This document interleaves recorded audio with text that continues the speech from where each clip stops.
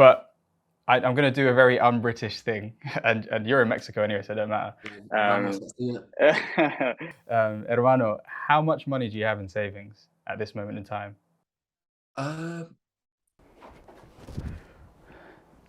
Bro, I just had the sickest conversation. How was it? Yeah, it was so good. So I just spoke to a retired YouTuber called Jamie Rawsthorne. He was part of the Zac Jay Show. Sickest conversation. Like, you never really sort of like have that much of an insight into what YouTubers up to, but he was really kind with his time. He told us a bit more about like his career and his relationship with money. It was sick, man. I don't know if you know much about the show. They got almost 1 million subscribers in like just over 3 years. And you'd think, whoa, like making like serious amounts of money. But this is someone who had made like a lot of money in a short space of time, but was still quite anxious about going broke and running out of P. So it was really interesting just to chat to him and thinking about like, right, how does someone who's made like a good amount of cash in a short space of time, how do they approach their wealth? And it was so different because most people actually, when they make a lot of money in a short period of time, they just go broke quickly, bro. They just run out of P because they always assume whatever they're earning, they're going to keep earning. So it was really cool to see like his approach. What did you find most surprising after chatting to him? Just his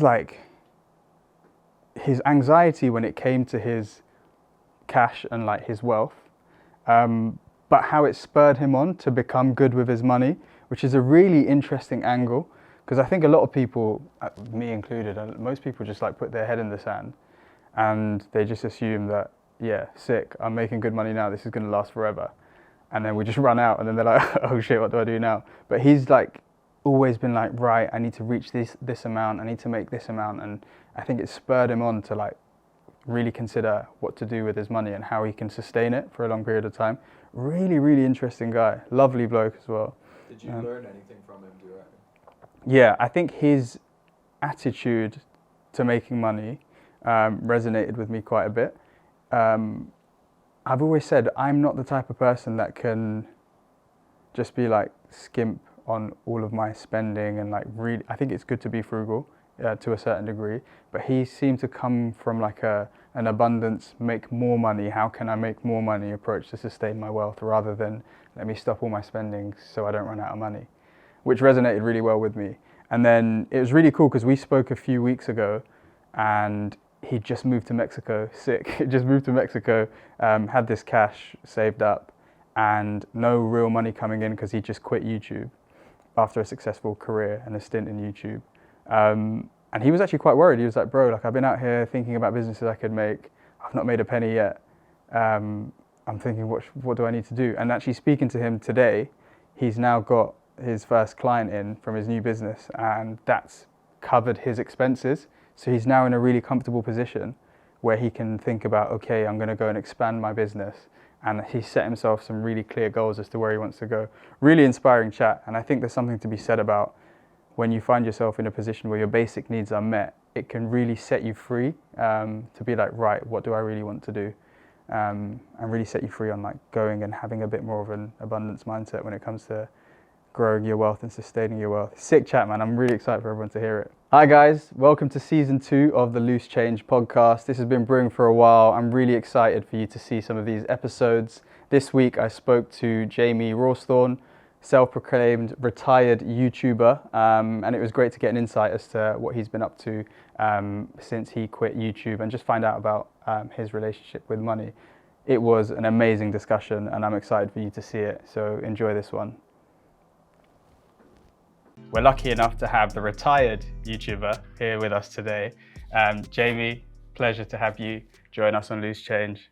Cheers, mate. Thanks for having me. Looking forward to the conversation. Yeah, very much so. Mate, you don't need to be like, honestly, it feels like I'm going on like naked attractions or something. Like revealing all, but yeah, let's go. Mate, you have nothing to be nervous about. We just want to find out a bit more about you, your story. You're in sunny Mexico at the moment, which I'm very jealous of. I am indeed, yeah. What place? How are you finding it? All right, sick, man. Absolutely love it. Yeah, I came out in September last year and I was literally meant to be home by Christmas and it's nearly a year later and I'm still here. So yeah, I literally can't leave this place. Mate, I'm so jealous. It's a particularly grey week in London, which I think we've appreciated, because last week we had that crazy heat wave where it was 42 degrees in London. Unbearable as you'd imagine. Yeah. I was just seeing it on everyone's Instagram. It's funny because like everyone was putting on, you know, like that temperature icon thing. Bro. And you'd think like one person would do it, and then other people were like, oh, everyone knows the temperature. Maybe I don't need to put it. But literally everyone was doing that 39, 40, 41. It was stupid. No one left their house. It was pure like attention seeking. Like none of us left our homes, and we slept through most of it. It was insane. But today I'm really excited to have a bit of a conversation with you and just find out a bit more about your story. I've been actually following you for a while, so I was like so excited when we first spoke, because I think I'd just seen like one of your videos one of your last videos that you'd released, and you have a really interesting career. Obviously, most people probably know you as YouTuber and part of the Zac Jay Show, but there's a story before the Zac Jay Show, and I think I want to sort of like get into a bit more about who you were before YouTube and your sort of like career trajectory before then. Yeah, so when I was like, I think like my business career kind of really kicked off when I was like 18, and I've always done like entrepreneurial endeavors and stuff like that. But it was when I was 18 when I really was like, right, okay, I'm gonna like really go for it. And my family found like this entrepreneurship degree at university, and literally like the week I got there, I was like, right, what can I do? What can I set up? And I ended up setting up. I found a lot of businesses were trying to approach students on on how to target other students. So I basically set up like this marketing company called Unique Access. And it was like unique access to the student market. And then I went to the vice chancellor of the university. I was like, who's the most powerful person that I know? And it was the vice chancellor. And I knocked on his door and said, like, what are some of your biggest problems? And basically like, I want to try to solve them. And he said, students dropping out costs the university like millions of pounds every single year. Really? So, yeah, if a student drops out in the first 6 weeks, it loses them 27 grand in tuition fee revenue. So, you know, the thousands of students dropping out, it's millions and millions of pounds, £1 billion problem every single year for universities in the UK. Wow. So, I just partnered up with developers like in the university, partnered up with like basically tech people. The first year I started researching why students were dropping out and what the university could do, sold that as like a research report to them. And then I kind of saw the gap in the market for this like technology solution that could analyze their data and identify who was likely to drop out before they arrived, and what the university could do to address it. So like if they were studying economics but hadn't studied maths before, that's an area that people struggle with. If they're commuting from like their family homes, they're less likely to be socially engaged. So the university can personalize advice and recommend them to get involved with societies and things like that.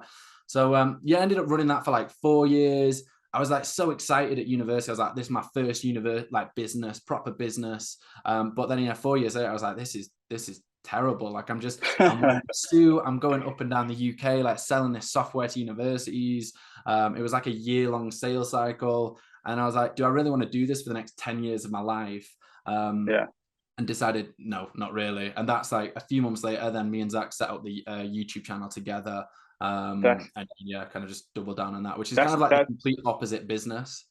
That's amazing though, because you were sort of like entrepreneurial enough at that. So you were 18 when you sort of like had those initial ideas and sort of set up the tech venture. That's sick, man. See, I think that sort of like says a lot about your personality to be going after things like that, whereas most of us were just at uni wasting a lot of our time, barely making it to lectures. But that's sick. And that was your first sort of like dive into the world of business and entrepreneurship. Yeah, I've done a load of things like washed cars, sold sweets, sold tickets in college, like ticket touting. But that was like my first like proper business. Yeah. And did you make a significant amount of money from that by the time you'd finished? I think we were charging like 30 grand for the software product, and worked with 3 universities, one of them 3 times. So I think in total, after we got a government grant of like 25 grand as well. I think in total the revenue was around 160 grand. I was able to, like the year before, when I was like, I'm not sure whether to do this business, I'm not sure. I had like 60 grand cash in the bank and like 100% shareholder, and I was like, I was tempted to walk away or not, but like my ego was so attached and identity was so attached to being this founder, and like, I didn't want to quit and fail, that I was like, fuck this, I'm going to pump it into a new product, which was a chatbot to help universities automatically answer questions from students who want to study there. And I was just about to get MMU on board, Manchester Metropolitan, a year later or 10 months later. So I'd spent about another 30 grand on that. And then I was like, you know what, I don't actually want to do this. So I ended up walking away with like 25, 26 grand. And that kind of all got pumped into the Zac Jay Show. So if I left a year earlier, I would have made like double the money. But I didn't. And I just like, yeah, I don't know. We learn from these things. Yeah, it all happens for a reason though. But that's amazing though, because you were about what, 21, 22 years old with 60K in your bank account before YouTube. Was that strange? Had you sort of handled that much money before? No, I definitely hadn't handled that money before.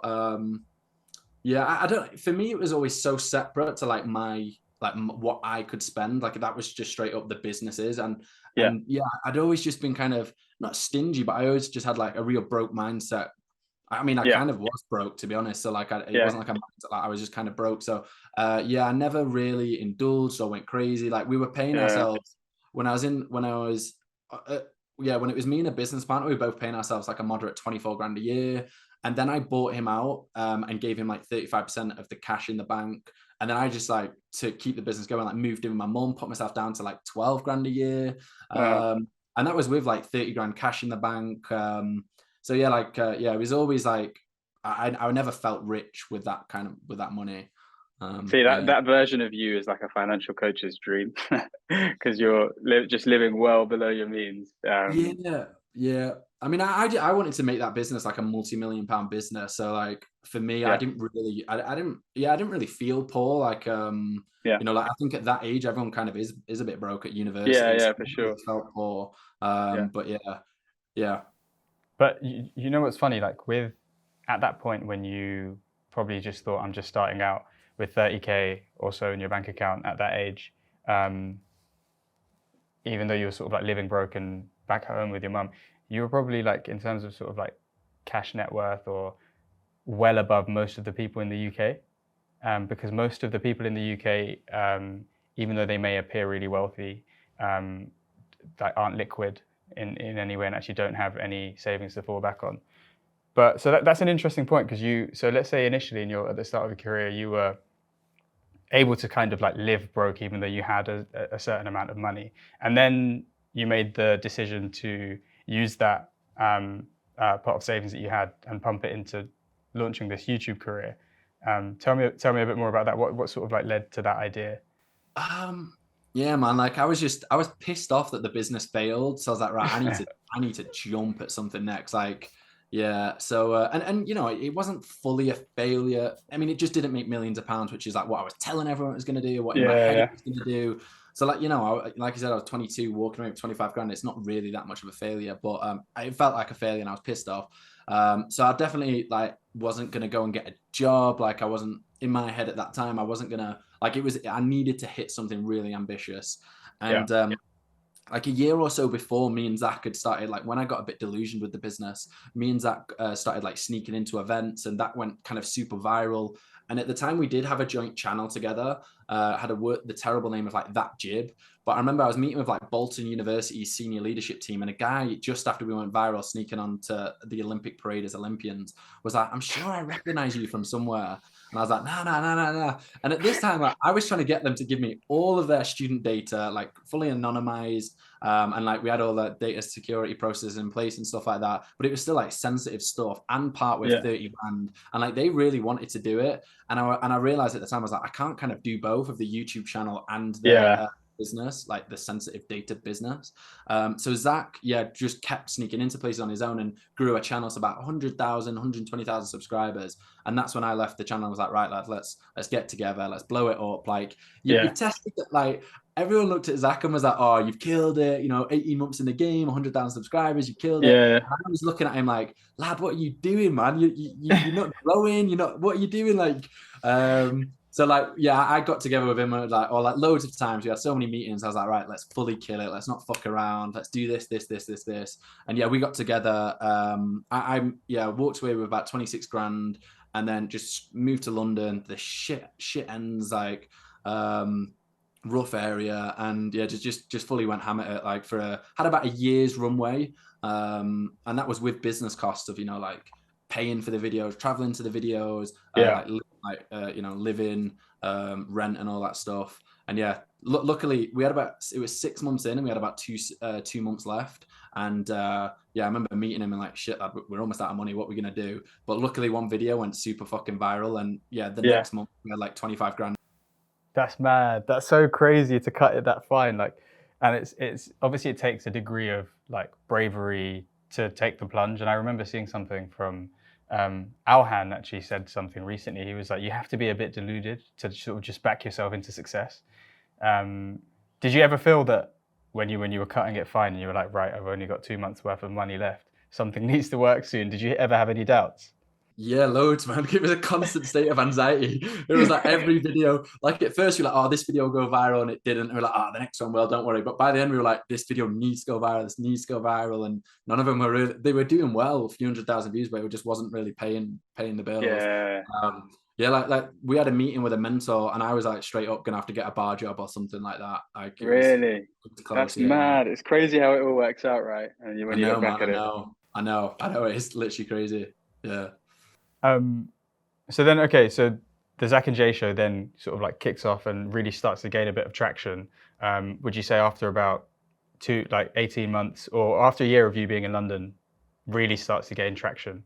It was after 6 months. It was literally, that video was such a game changer. It was the Fashion Week one. It's now on like 30 million views. It got 100 million views on Weibo. But we had about 60,000 subscribers after 6 months, which is like decent. But yeah, after that we had around 200,000 or 250,000, and that video brought us in like 10 grand from AdSense. And then that also, like, I negotiated a brand deal where like if we got it over 150,000 views, then we'd get 15 grand. And like, because we grew those subscribers like 2 videos before, we were whacking out those views. So yeah, we got another 15 grand from that. So yeah, we had an extra 5 months of runway, and like had like 5 times the size of the channel. So we were pretty confident that we could make it happen from there, and it just consistently grew from there, really. Yeah, that's amazing, and obviously it's amazing to see then where you took it and what it started to reap for you. But I guess the interesting story with all of that is, and I watched your video and you were actually really transparent about your income from YouTube, and you were trying to promote like transparency with what people can do from YouTube. And I think that's a great thing that a load of creators are doing now, because we always talk about transparency on our platform as well, because it definitely helps people. Even like conversations that we've had between our mates, and when people are like, oh, by the way, you should negotiate for this pay rise or these salaries, people have gone on to get new jobs or managed to sort of like think, okay, maybe I'm not being valued here. So transparency really does help people. And I think in the same vein, this conversation, when we first spoke, I was like, this would be really useful. But I think unique to you, which is a very interesting story, is that you have experience coming into a windfall, or like an amount of a significant amount of money in quite a short space of time without properly having to manage wealth. And I think that puts you in a unique position, which a lot of people might find themselves in. But actually, it does also expose you to certain risks, which a lot of people in society find themselves in. And we sort of categorize that under the term like lifestyle inflation. One of the things I think we spoke about last time was how wealthy people or celebrities go broke really quickly.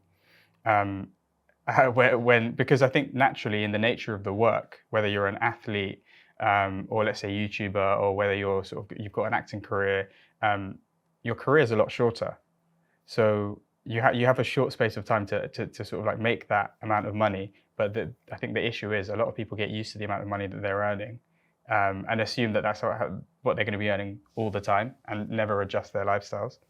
And some of the stats I think that we pulled out earlier, I don't know, this might surprise you. I sort of looked at it earlier, and it was really scary when I was looking into it. So 3 out of 5, that's 60% of Premier League players declare bankruptcy after retirement. Premier League, it's mad.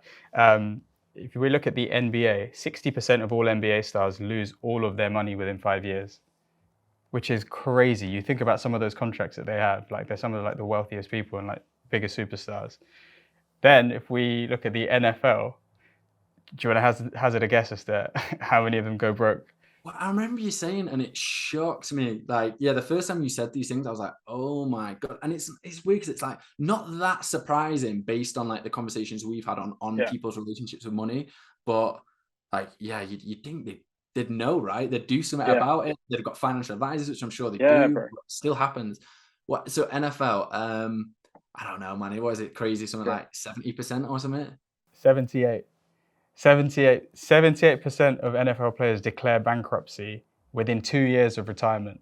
2 years. 2 years. Bro. And if you think about their contracts, I think some of their contracts are worth like well over $100 million. $100 million, 2 years. That is genuinely scary. So like 1 in 5 are not Yeah. broke after 2 years, but 4 Yeah. in 5 are. Yeah, yeah. And if you think about it, these careers rarely last beyond 30. And these sort of like individuals, they haven't planned for the significant reduction in their income or their lifestyle. So what tends to happen is, so let's say they're earning, I don't know, 100 grand a week for 10 years. Then they retire. They will keep spending like they're earning 100 grand a week until they realize that, wait, I can't do this anymore. Yeah. That's the issue. And the thing is, it happens to normal people as well, like in terms of like their careers and after they retire or after they have a significant reduction in their income. Yeah. So you can imagine for people who've been earning these significant sums of money, they just assume that it never runs out. And I think mentally as well, going from just from a status point of view, this NFL player being the guy, bro. and then like just the status to then retire, and even if you keep the same money, like that must be pretty tough. But then going from rich and going to the club, spending whatever you want, or your friend, like or the holidays you go on, to then going to nothing, like literally bankrupt, and 80% of them are doing it. It's mad. It's crazy. And actually taking that, is that something that and I know we've kind of touched on it before, that has caused you any anxiety in that I've made this money, but my career is very rewarding and it's been amazing, but I don't always know what's around the corner? Because naturally, if you're a creator on YouTube, and obviously YouTube has been amazing, it's made some amazingly valuable careers, and also like created so many opportunities that we wouldn't have dreamed of. But is that something that's like bothered you? Because you've come into a certain amount of wealth, but you're not always sure how long you've got. You're kind of sat there thinking, I don't know how long I've got. I don't know how long this is going to go on for. Yeah. Yeah. I mean, 100%, man. 100%. Yeah. Yeah. For me, it was do the YouTube channel, which can be a successful business in itself, but it's got like a 0 to 5 year kind of runway. But within that period, set up a business that can outlast it for much longer. And I've kind of seen my mum, where she was a teacher, and then she was a deputy teacher for like 17, 18 years. And then she became a head teacher.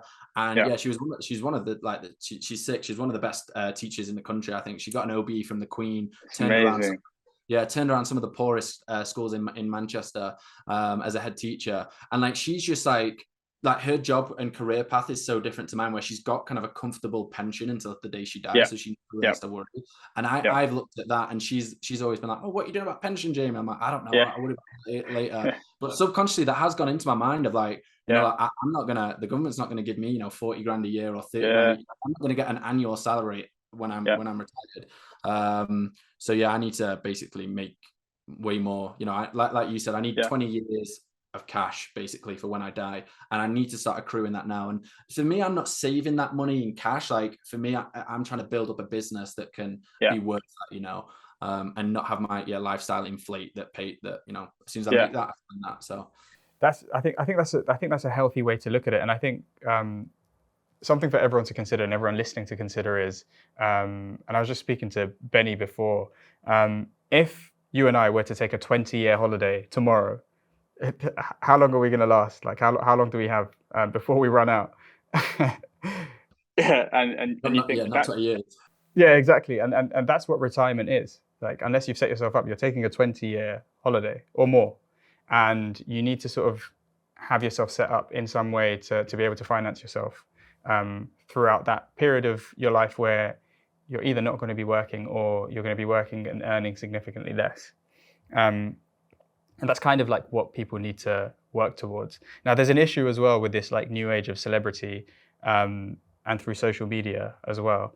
It's perpetuated this culture of looking rich and keeping up with the Joneses, and it's created this illusion of wealth. because you can just log onto Instagram and you think, wait, like how on earth are these people able to afford all these things? Yeah, 100%, man. Um, Yeah, 100%. and You must get that a lot in like the creator like ecosystem. I think like, yeah, 100%, man. Like, I look at a lot of creators from with 100 to a million subscribers, 100,000 to a million subscribers, and it's like, I think when you're outside of that space, you look at those, you look inwards and go, those guys are rich, like just like endlessly rich. And but I kind of know what the numbers look like. You know, you get paid $1,500 to $2,000 per million views or pounds, depending on kind of the AdSense that month. Then you can get like a 10 grand brand deal depending on your subscriber amount. But you've also got to pay for a team. You've got to pay for the production of it. So me and Zac were making pretty good money for the size that we were at. In 1 year, really good money for the size we were at.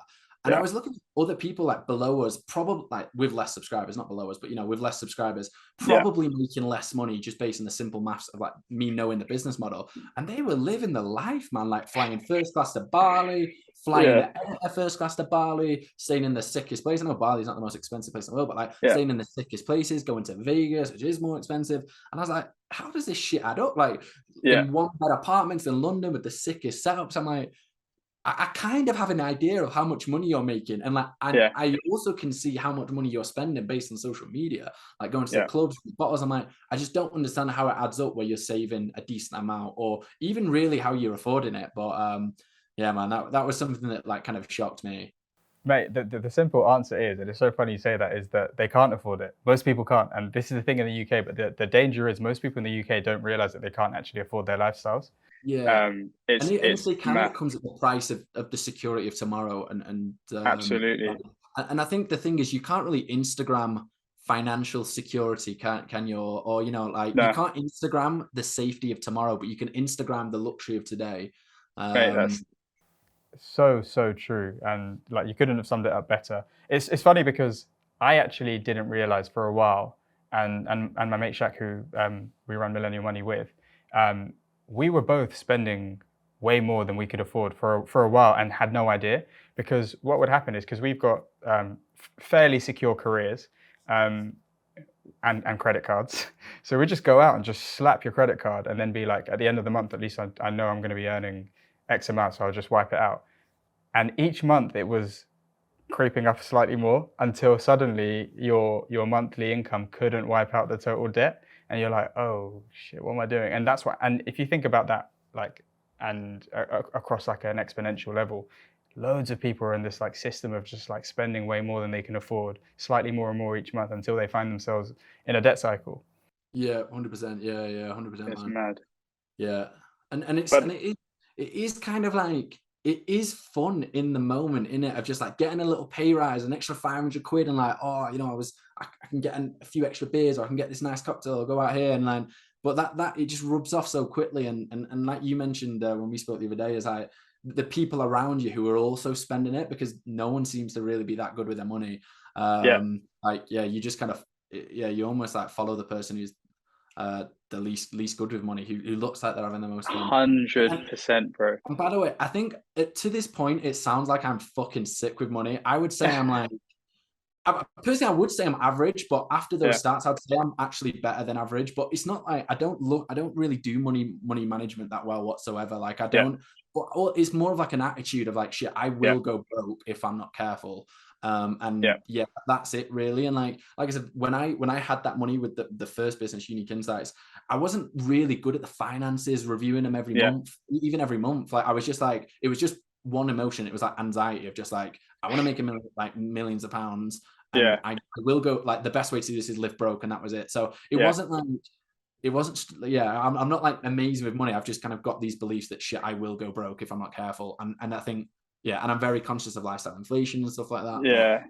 But bro, your relationship with money is a relatively healthy one, I think, compared to loads of people. And I include myself in that, because our brand has always been, so I'm actually, it's so funny because I'm this bloke on the internet that has got traction talking about money, but I'm like naturally really crap with money. Like my impulses are the worst, bro. I will spend on the stupidest things. I'm so easy to, like, any targeted ad, if I'm tired, I'll be like, yeah, that'll look good on me, like, and I'll spend all my pee. But I've recognized that, and I think it's the self-awareness, and that's the thing that most people lack. And lacking self-awareness when it comes into your finances can eventually leave you in a very sticky position, and that's the thing.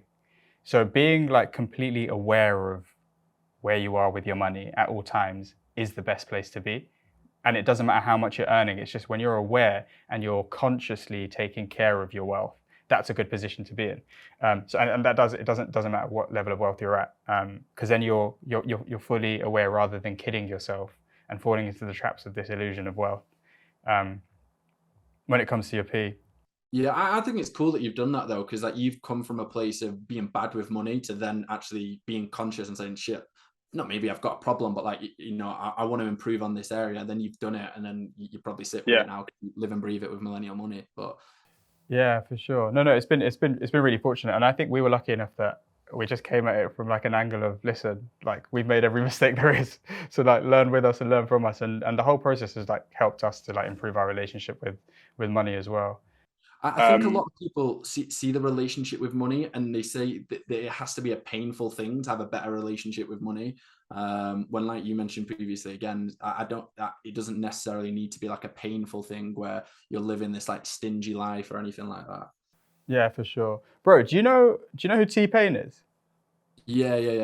Yeah, the singer from like when we were younger, like made like so many of the hits from when we were growing up. So he actually went on an interview, I think a couple of years ago. It was a Hot 97 interview, and he said at the height of his wealth, he had $50 million in his bank account. And then I think it was in 2020, or it might have been the end of 2019, he went on an interview saying that he had to call one of his mates to transfer him $17 or $20 because he didn't have enough money to buy Burger King for his kids.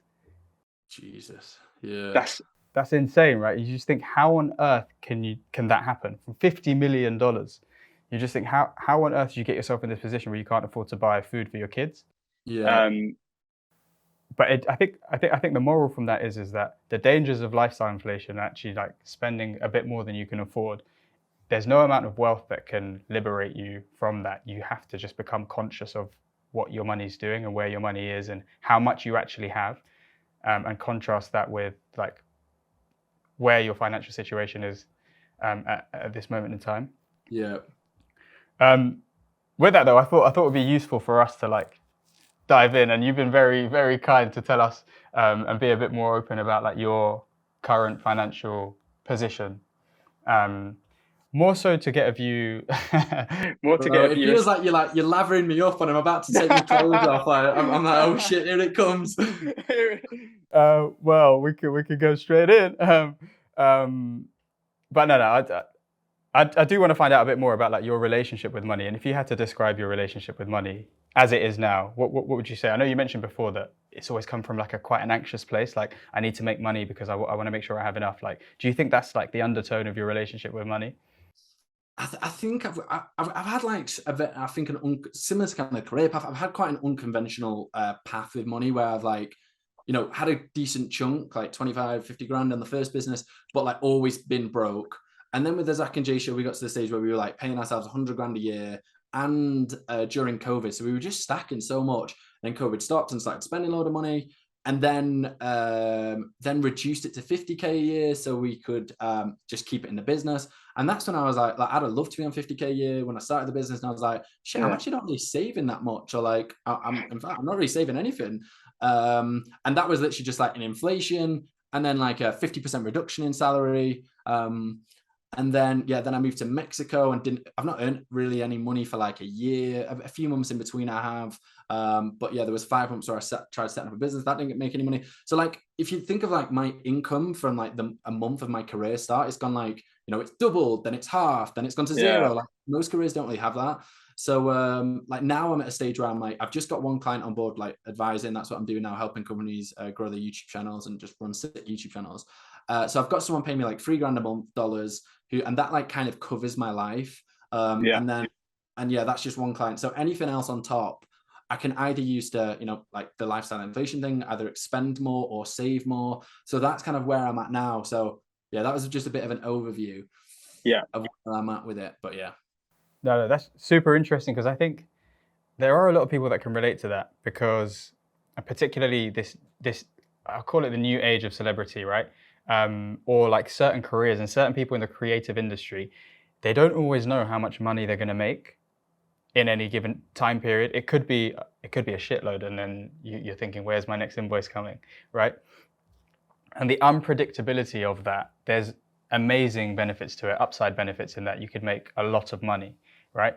But it's hard. You then have to be extra disciplined when you're thinking about sustaining it, and that can create a lot of anxiety. But I'm going to do a very un-British thing, and you're in Mexico anyway, so it don't matter. Hermano, how much money do you have in savings at this moment in time? So pretty much all of my cash is in, or like all of my net worth is pretty much in cash, stocks, or crypto. I've got more cash than I'd like at the moment, which is kind of like why I'd like to chat with you. And yeah, but yeah, I've got like 56 grand in cash at the moment, but that's like new influx, so that's why it's in cash, because I know it's not the smartest place to keep it. There's like 20 grand in a Vanguard investment, which I think is like S&P, and then I mean there was like 20 grand in crypto, but that's down to like 11 grand or something. Yeah, less said about that. I'm in the same boat with that, bro. Yeah. That's another conversation to have around like the emotional attachment with money and stuff like that. But yeah, that's kind of like where I'm at the moment. Like financially. Okay, so if we sort of say around like the 90 to 100K mark, in terms of like how much of a I guess buffer that you have at the moment, which is an amazing position to be in. I think there's going to be 6 or 7 grand tax. I owe an accountant 1.5 grand for this report they drew up. So yeah, maybe there's like 10 grand less. Like I need a new laptop within probably a year. Just stuff like that. Yeah, of course. And that's always the case. But it gives us, I guess, some things to work with and to consider, because although that's a comfortable amount to have and more than a lot of people, you have to also be realistic. Like you're not going to retire on that. No. And I think that's why like I'm kind of open to saying it with you and like those figures and stuff. I think like some people will hear that number and go like, oh my God, that's so much fucking dough or whatever, especially like in the average savings. But then, like 1 in 5 NFL players aren't broke after 2 years. Like I can 100 million% go broke on that within 2-3 years, And yeah, like this is like when I got in touch with you, like this is kind of the things that I want to be. I basically want to get a bit better about how I'm framing that, and like what that can do for me or what that represents to me, and yeah, like have that money, add as much value to my life and not be a stress for my life is have the best relationship with it. And to sort of like take that and sort of dissect it a little bit. Your monthly expenditure, so for you to just exist, I know we discussed before, is around 2.5 grand, right? Yeah, pounds. Yeah. As it stands, and by those calculations, let's say if you were to just not earn any more money, you'd run out of that 90 grand in 3 years, and that's it. That's you done. You're broke. But after that, if you were to just continue on this trajectory, so it is good for you to be proactive in thinking, okay, how can I sustain this amount of wealth that I've acquired? Because you've done the first bit, right? And then it's about thinking, okay, this money isn't here forever. I need to sustain, and I also need to make more. But when you really start to dissect it, you think, okay, 90K, amazing. But at my current pace, I could run out of this in 3 years. Yeah. And when we spoke before, when you first moved to Mexico, which is amazing, but you were like, for 5 months, you weren't actually making any money. Yeah. Again, which can add to the anxiety. Yeah. For me, it was kind of like a risk. What was my risk and reward tolerance? Well, I was trying to set up a business, and it's the same with the Zac Jay Show. Like my risk reward tolerance was like kind of crazy. It was like I'm willing to lose every penny I've made over the past 4 years to make the Zac Jay success, and luckily that happened. And then I was like, look, I've got around. Then it was around like 100K, and it was like, what is my risk reward tolerance? Am I willing to work for 3 years to set up a business? Like, no, I don't think I am. That's 7 years of entrepreneurship endeavors then. So then it was like, right, so how much am I willing to earn? And I found myself just getting anxious about not having a limit. So I kind of said to myself 6 weeks. Like I'll do it for another 6 weeks. I've already done 4 months. And if I can't kind of get a sustainable income by then I'll get a job. I realized like a week ago, I was like, fuck that shit. I'm just going to keep going. Fuck me trying to pretend I'm financially intelligent and setting these limits. Like, I don't want to get a job. I think I can make more money elsewhere.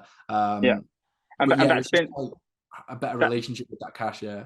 And that's been and you've proven that to yourself before, right? You've done, let's say Zac Jay Show included, that's 2 businesses. You're more that way inclined. Your skills align yourself to making money in that way. Through entrepreneurship. And I think you can lean into that. You don't need to be the type of person that finds a career because you found more success leveraging your business skills. I think it would be useful to sort of like dissect a little bit more about like your current like sort of like financial state. As it stands, so let's say you've got your 90K. And by the way, to start with and to sort of like settle your nerves, I think you're in a good position in terms of like how you're, because I think what people need to do is, and what a lot of people do when they first come into this like big pot of cash is they think, sick, I've got cash, and then they just keep going until they burn through it. But you're already thinking of like how you want to structure this pot of cash that you've got and putting some into different investments, holding some in cash, and obviously you're saying it's a bit weighted a bit too much in cash at the moment. And then also how you can put some of it to use to make yourself some more money, and that is the way to approach it. And then you should always, and it's interesting you touched on this point, you should always structure it based on your own appetite for risk. Yeah, exactly. Which is what you've been doing. So how much money, so your expenditure is $2,500. How much money as it stands are you making each month? So literally this Monday I signed a contract for like $2,900, which works out about £2,400. So that kind of covers that covers it. Yeah. In terms of my kind of goals, like I've just been quite ambitious with it. I've just like wanting to make like $10,000 a month, which works out about like 105 grand pounds a year in just consulting. And again, this is quite ambitious, but like to do that in 2 days a week, two and a half days a week. And again, like the only reason why I've always appreciated people being transparent with their money, because there's a YouTube consultant out there, and he like transparently charges like $700 an hour. Sometimes he makes like $50,000 a month, $50,000 a month. And like I've seen him, and like I know that knowledge, or like I'm just behind him because he's been in the space for so long, actually advising. But I've done done the same thing. So the rest is like the business processes. I don't necessarily know that now, but I think I can do that. So I'm like, look. So 10 grand a month within 2 to 3 days a week, like sounds ambitious, but for me, I'm like, no, I can do what he's done, and he's doing. You definitely can. So you definitely can, and I think because you've acquired a skill set which is becoming more and more in demand, and you've got a value proposition there that people are willing to pay for. Yeah, and also kind of a bit of the thinking behind why I wanted like 10K a month with consulting, with like the Zac Jay Show YouTube channel and with the technology business, they're quite binary on its success. It's quite high risk, high reward. It's like if I sell one piece of software, then that's 30 grand, but I have to wait a year to do that. The Zac Jay Show, if we take it off, we can make really good money, but we have to wait 6 to 12 months to do it if it happens. And with consulting, it's like, are you going to get like quite quickly, you get cash flow in. So yeah, the plan, and I've also feel like I've got this deep knowledge of YouTube that is perishable with time. So that's a really strong asset that's going to get weaker and weaker and weaker, but the world's value on it is going to get stronger and stronger and stronger as the demand grows for it. So I'm going to stay in this space, expand my knowledge on the YouTube space, generate cash flow in the short term, and stay at the forefront of this industry. And within the extra kind of 2-3 days that I've got in the week, like set up kind of like a proper business, probably, of something that I can actually flip and sell for millions of pounds is the aim with it. Right. You said it here first, so we can see it happening. I think that's a really, it's so amazing seeing already like how quickly, without knowing it, because I think because of your anxious sort of like a relationship with money traditionally, I think sometimes you don't even recognize that you've actually set yourself up well and you've answered a lot of the key questions. And I haven't necessarily even had to ask you, because in any sort of way when you're trying to get a grip of your finances, we like to approach it with, and to hold yourself accountable, right? Because you want to make yourself accountable with your money. As a starting point, you want to basically consider how much money you have currently, what's your current position, and then you want to look at how much you spend. So like, what is your burn rate? Like, what is it that you spend on a monthly or an annual basis? And then you You basically correlate that with how much money you have to start with. And then you consider how much you'd like to save or make, or save and make. And then as a final consideration, as a reflective point, you then basically hold yourself to account on a regular basis by saying, how can we make things better? How am I doing against these goals? Yeah. That's yeah, I mean, we started speaking around 6 weeks ago, and I was kind of in a different position where I was like, the last business venture, which was quite binary, had failed. So I was like, what is, like, I've just spent 4 months of savings. What is my risk and reward ratio? And now I'm a lot clearer, on the business direction, on finances. But for me, I didn't really know how much I was spending. I'd just been so kind of focused on it. But I just, so one thing that I did was sit down and I downloaded all my transactions of the past 3 months, because I'd not looked at it or really had a clue.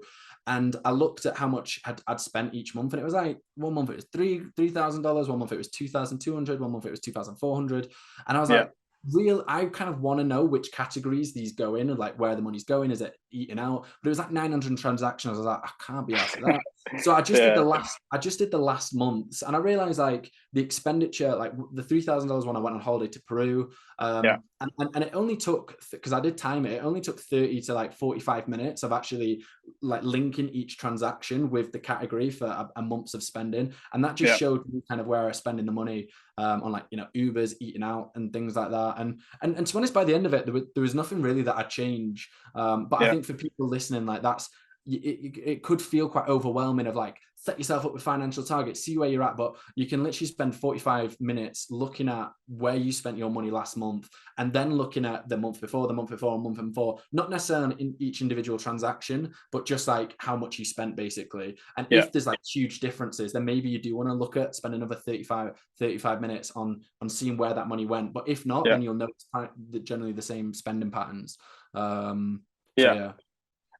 And like for me, for example, I've got some friends who are able to literally line by line on a weekly basis go through their spending. I can't do that, bro. Like, I'll lose my mind. So I know I have to sort of lean into like looking at it on a bit more of a macro level, because that's when I'll make myself commit to doing it. So you just have to find what suits you. But another thing that you could do as well is obviously there's like loads of like neobanks and apps where if you decide I'm going to move all my spending money into this account, it will categorize a lot of it for you, whether that's like, about like Starling and Monzo accounts and Revolut accounts. Monzo, but I've just I don't know why, I've not found it like that great for categorizing, like cash. I don't know. There's different ones, and they're always improving, so that can save you the effort of like having to go through it yourself. Yeah, because it can do a lot of the. So basically, if you know an amount, and actually this is a good way to hold yourself accountable, because you can basically say, I know, or I'm giving myself $2,500 to spend this month. I'm going to move it into a separate card, and I'm only going to use that card for spending. I basically do that with my credit card and then pay it off in full every month. But you could do what works for you, and that's another sort of like way to approach it. But I'm glad to hear that you're obviously, just to see how things have progressed and changed, because even if we sort of like hark back to like some of those questions that we said are important to consider, you've got your starting point, which we've sort of like identified around the 90K mark. And you're now able to preserve that amount because your expenditure is being covered by your income as it stands. And then you also have a financial target, which you've said you want to reach 10 grand of income per month, which I think you're going to reach sooner than you expect. And then you can adjust your goals. Got a meeting on Friday, man. If I can close that, then I've done it. But yeah, exactly. And then you can reassess and be like, right, I'm going to adjust these goals, and sort of like get to the next stage. But that process, what you've done is basically held yourself to account. And as soon as you start doing that, rather than keeping your head in the sand, things start to really do move forward. And the science behind it is simple. It's just because you're not ignoring where you are with your money. And you're able to like more accurately plan because you know exactly where you are. So your financial planning improves as well. Yeah, definitely. Yeah. I guess moving away from that slightly, and finding out a bit more about like yourself and your relationship with money, and like sort of like your experiences with money. Have you, because you've had such up and down months, what's the most amount of money you've made in a month that's randomly coming to you? Personally, it's never gone over like what a 100K salary would look like. So I Okay. don't, was that like £8,000 a month or 7,000? So yeah, like personally, I don't think I've ever made more than 7K in a month. Personally, I know for the Zac and Jay show, there was a month where 45, 16, yeah, where we made about like 60 grand in 1 month. Like that was the Wow. biggest. Yeah. Oh, what's the most amount of money you've lost in in a short space of time?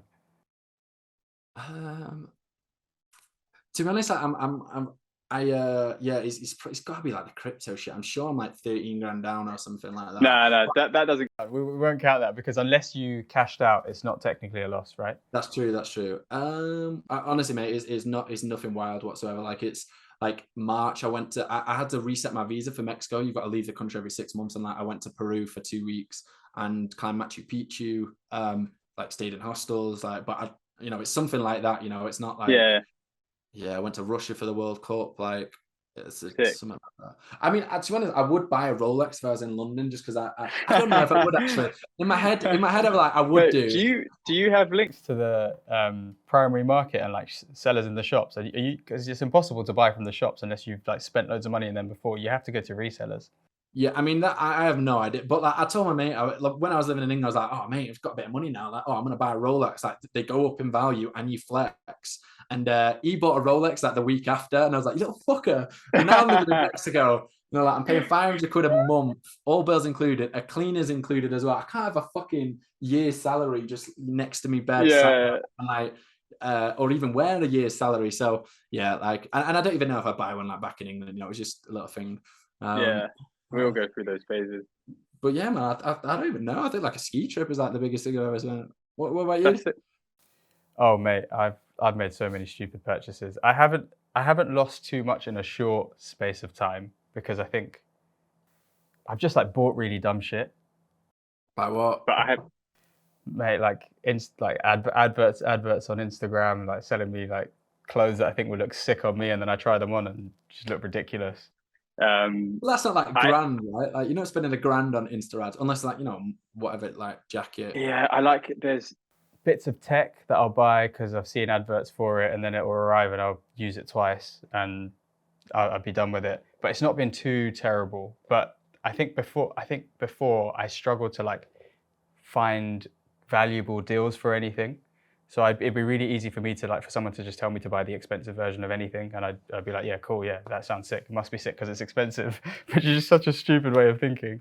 The other thing that I sort of like wanted to wrap up your current like financial situation with, and this is something that people consider, is the concept of financial freedom and financial independence.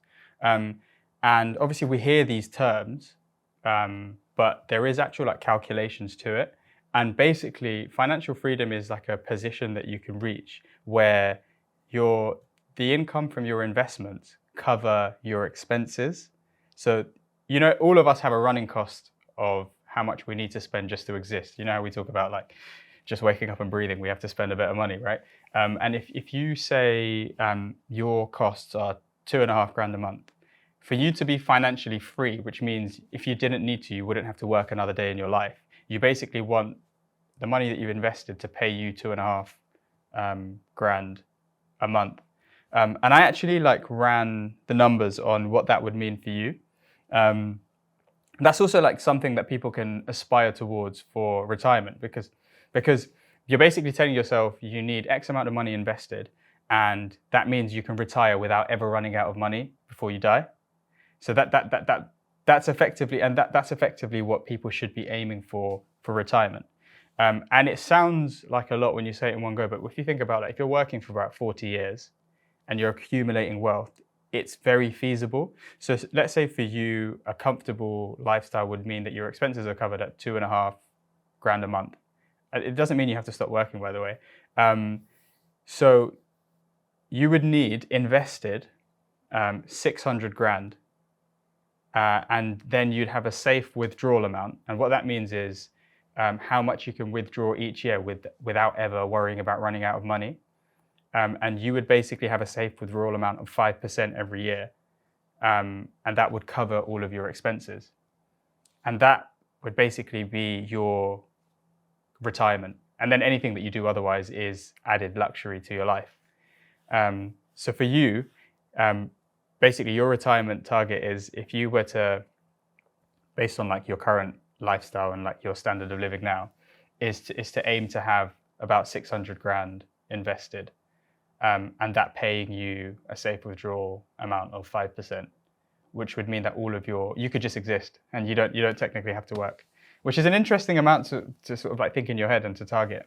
Yeah. No, that's cool, man. Yeah, I remember hearing about something like that and being like, that's not like, it's just people who, eat the cheapest beans or whatever, and like they live super stingy, and being like, oh, that's not cool. But when you actually said it to me, like the weight off my shoulders of having a client who's just paying my salary is just unbelievable. I feel so much more confident going and asking for 8 grand a month from a client, because my base is like, it's covered. So yeah, like the idea of actually doing something like that and setting a target is really cool, man. How do you do that? Like, let's say I got 600 grand and I was taking out 5% a year. Like, where does that 5% come from? Like, so the 5% is basically would be what is yielded from the amount that's invested, so the returns that you're getting over a period of time. And the idea is, obviously, over a long period of time, the returns that you're getting from your investments, whether it's in like the stock market or other assets, will cover the growth of the 5% over that period of time. So that means you can safely and actually a lot of the time over stretches of 10, 15, 20 years, it's well above 5%. But you can comfortably and safely withdraw 5% without it affecting the principal amount. Does that make sense? So yeah. So I was just thinking, like, would you only invest in companies that issue a dividend at 5%, or would it just be like the S&P 500, which I think is where a lot of my Vanguard money is in at the moment. That just that on average goes up 5%. So it doesn't all need to be down. It doesn't all need to be invested or something. Yeah, and it doesn't all need to be invested in the same place. Obviously, we're experiencing a market downturn now. So what I would do is, when you're thinking about like those significant amounts of wealth, and especially if you're having to set up your own pension, like you might be, because obviously you don't have an employer, basically approach a financial advisor who can basically run you through your options, and you'll probably need to set up a self-invested pension plan. So that's called a SIP. I'll send you some of that stuff afterwards. And you're then setting up your own pension, and that will be you can then set up like your goals for retirement, how much money you want to invest, etc. And they'll run you through the process. But overall, with all of your investments included, it doesn't all have to be in one place, by the way. The 600 grand doesn't need to be in one place. But overall, your portfolio, however you structure it, some of it might be from crypto, and hopefully in a few years when it comes back up, you get the 600k all in one go. Yeah, exactly. We'll all go to the moon.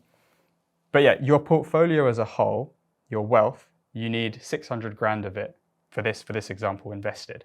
And for those amounts, because you're having to set it up yourself, you'd speak to a financial advisor to run you through your options and do that for you.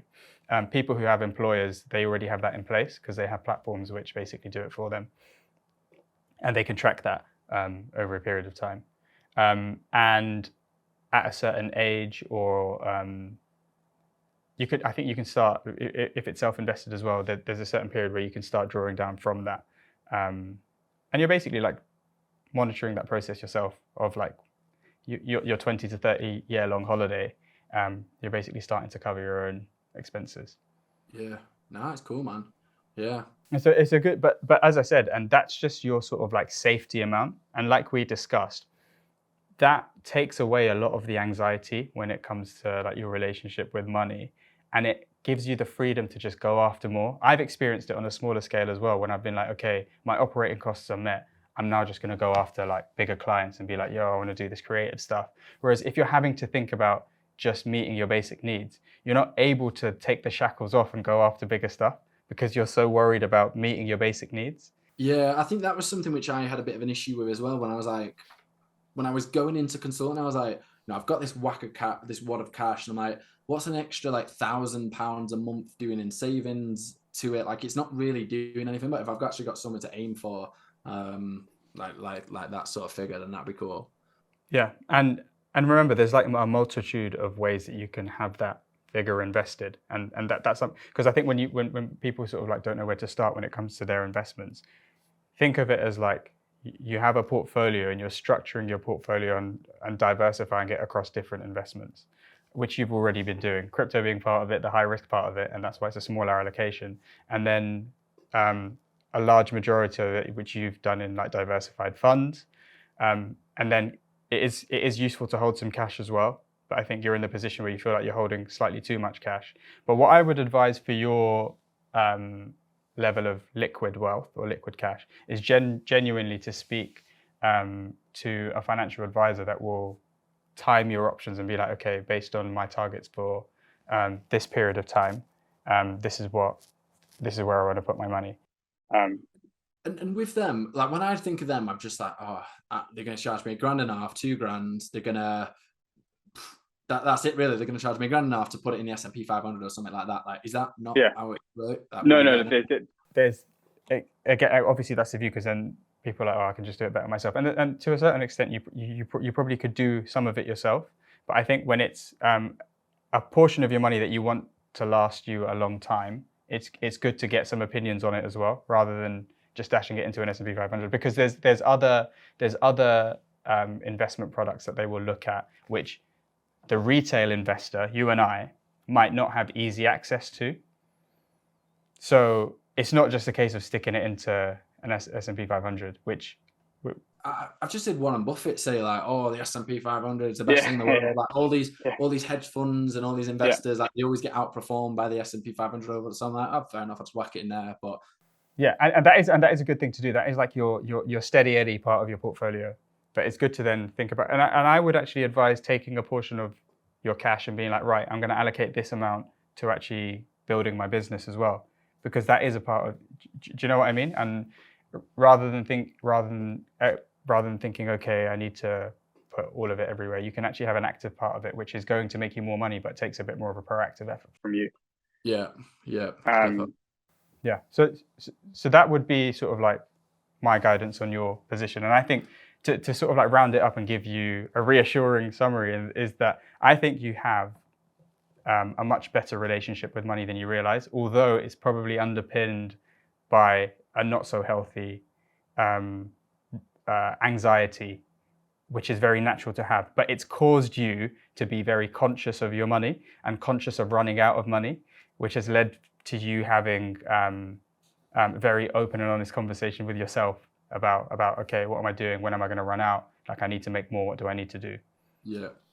And now over this like period, even in the short period of time that we've been speaking, you over a period of like a couple of months, and you've managed to identify, okay, this is my running like rate, how much I need to just exist. And then this is what I need to cover it, and then I'm going to move forward from that and create a plan for yourself. That is a very like good position to be in and to build from. Yeah, man. Yeah, no, cheers for that, mate. Yeah, it's been good. It's kind of reassuring, like hearing those stats and me being like, I think it's just kind of reframing the anxiety where before I was like, I'm so afraid of going broke. No, I'm so afraid, but I'm afraid of going broke. I don't really know what to do about it. And saying like, shit, it's probably better to have that anxiety than not have it. In fact, probably definitely is. But it's just managing that and having the healthiest relationship with it. Yeah, for sure, bro. And I think it is good because it makes you sort of like transparent and open with yourself about your financial position. But then there is a point where you can sort of be like, okay, I've set myself up well enough where I shouldn't need to worry too much. And I think you're kind of getting there now because you're having your basic needs, or more than basic needs, met, and then you can almost like take the shackles off and go after things a bit more now and a bit more ambitiously, which is I think your kind of sort of like attachment to money, and I think that's exactly what you need. But yeah, bro, I'm excited for you, and it's been really good to sort of like get an insight from someone who has had such a unique experience with money, both in terms of like your career trajectory and how it's been so up and down when it comes to your finances, but also just like understanding your relationship with money. Yeah. It is kind of weird actually. I've not really thought about it before, but I've literally gone from like $1 grand a month living with my mum to like $100 grand a year and a half later, to then 0 to then 5 months of not making a penny. It's kind of weird. But also within the context of people seeing you, recognizing you, assuming you're really, really rich and you're a celebrity, you should, you must have X amount of money, and sometimes feeling the pressure of feeling like maybe I need to act up to this reputation that I've got. Yeah. Which is what impacts on people. Is there anything else that you'd sort of like want to ask me or find out? To be honest, man, I'm excited by what you're doing with Millennial Money. Like, I think like you nailing them stats out. Since we had a conversation, I've become just more excited by, like, not excited, but interested in money as a thing. Like, what even is money? And yeah, I think you could do some really cool stuff, man. Really cool stuff. Thanks, man. No, I really appreciate it, and I'm hoping to maybe take you up on your services at some point, because we're really launching and pivoting into the video space. Yeah, I think for me, like what I think is really interesting is that how to make money management sexy and how to have a good relationship with money. And I think there's something in there with, like, a lot of people's relationship with money is kind of a reflection of their relationships with themselves, right? If they don't feel enough, feel like they've got to acquire enough to be enough. And I think, if you can frame improving people's relationship with money with improving the relationship with themselves, then man, it's cool, man. It's just like, how can you make money management sexy as money spending, which currently is very sexy? Yeah, that's such an interesting angle to look at it. But yeah, it's so true, and definitely something that we have considered, and like thinking about like how we can position it so that everyone just feels. Our angle has always been, listen, just join the money conversation. Like, let's all just learn together. Let's take all the fustiness out of it. So yeah, I think that's it very much. I'd echo that big time. Like, me and you, just like how we connected is that I reached out to my old housemate who put me to you guys were sick and, you know, nice guys and everything. And literally just having one conversation with you is like, just got me thinking so much, and like, not a nervous way of like, oh, I need to spend less, like in an excited way of like, how can I own this area of my life, and not necessarily be like data driven and all these different Excel things, but actually just feel a bit more empowered with it. That's sick, man. And that's what we want to advocate in everyone. It's just feeling empowered to understand and talk about money and understand their own sort of like financial position, because we've been in the same boat where we've been really anxious, not understanding our money, and like not really understanding why we're getting ourselves into bad positions, and then also overcome it. And that's really what we're trying to spread. So appreciate it, bro. I do have a final question for you though. There's something that we like to ask all of our guests, and it's the namesake of the show. So do you have any loose change that you'd like to share with our audience? It could be anything that you're interested in at the moment, any creators that you're enjoying or following, any books that you're reading, anything that you're listening to. I mean, I'm talking about this book all the time, Meditations by Marcus Aurelius. It was written 2,000 years ago by this Roman emperor, and it was like diary notes to himself on like how he should live life. And it's stuff that is just so relevant to today, of just like ignoring like stupid distractions. Don't let your soul get pulled around like a puppet, focusing it intentionally on life. And I just thought it was sick. I mean, it was a crazy time, and he did some weird shit, but like, there was that core message. The messages in the book's pretty good. So yeah, I like that. There's also The Psychology of Money, which I read, and it's like really a really good book on like 20 different chapters on different approaches for money. And something, I got three bits of loose change here. Something that kind of cropped up for me during that conversation that I've definitely experienced is like, everyone's money income goals is just kind of where they're at now and a little bit more. So that's just something which I think is just something which I'm going to really try and bear in mind, is just like, what is just the baseline that I'm really fucking happy with. For me, this is a nice house. I've been thinking, when I start making a bit more money, I'll get a nicer house or some more clothes. And I'm just like, where's that limit for me? Where am I going to have the best relationship with that? So yeah, that's just something that I'm thinking about after this conversation. That's a really good one. I'll send some stuff to you. You need to research the concept called the hedonic treadmill, which basically says that why we keep reaching and why we kind of adjust when we achieve what we think we always wanted. But yeah, that's a really good piece. Yeah, that was the biggest thing for me when the Zac and Jay Show was successful. Like, we had 6 figures in the bank, and I was like, shit, the next milestone's $1 million. Like, am I happy with this trajectory of like personally how much I'm experiencing living life? And I was like, not really. And that's kind of where I left and tried finding answers elsewhere, really. Yeah. That's wicked. Well, I know whatever you're planning on doing next, I have no doubts that you're going to make an amazing success of it. I really, really appreciate you jumping on this episode of Loose Change. And to our audience, where can people find you if they want to find out a bit more about what you're doing next? I'm trying to get more active on Twitter, so Twitter's probably the best. Yeah, I'm on Instagram as well on my name, but yeah, I'm not really that active on that. Don't really like it. Instagram just pulls me in. I know. Yeah. You and me both, mate. I'm just waiting to get that blue tick like you, and then I'll be calm. Gone clear. Thank you so much, mate. It's been a pleasure speaking to you. Cheers, man. Thank you, and I'm excited to see where you take it as well. I hope I'm being part of it, actually. But yeah. Cheers, bro. Cool. Cheers, mate. Perfect. Bye-bye.